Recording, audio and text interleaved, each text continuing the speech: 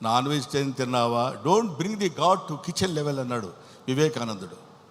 భగవంతుడిని కిచెన్ లెవెల్కి తీసుకొస్తారు ఎందుకండి మీరు? అక్కర్లా, మీరు తినండి. కొండల కానలను తిరిగి దుర్జటి రాసిన పద్యం చెప్తున్నాను, నేను చెప్పేది కాదు.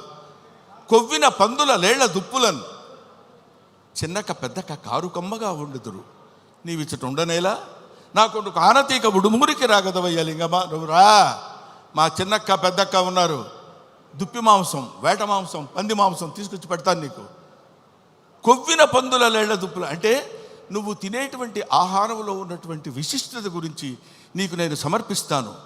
సమర్పణలో ఉన్నటువంటి ఆత్మ సమర్పణలో తనకు కలిగినటువంటి భావాన్ని పాదాల దగ్గర చేసి ఆత్మ నివేదన చేసుకున్నప్పుడు శివుడు అనుగ్రహిస్తాడు. బావా దేవుడే లేడంచు దూషించు దుష్టాత్మడని అన్నాడు కన్నప్ప. అటువంటి వాడిని కూడా మార్చి తన వైపు తిప్పుకొని, ఒరే నన్ను ఆశ్రయించు, నీకెవడో దిక్కులేనప్పుడు నేనున్నాను నీకు. ఎందుకంటే ఇంకా ఆయన గురించి చెప్పాలంటే అద్భుతమైన విషయాలు ఎన్నో చెప్పొచ్చు. అందరూ కాదని కింద పడేస్తే చనిపోయిన శరీరాన్ని నేనున్నాను రా నీకు అని హక్కును చేర్చుకునేటువంటి మహానుభావుడు ఆ పరమేశ్వరుడు శివుడు.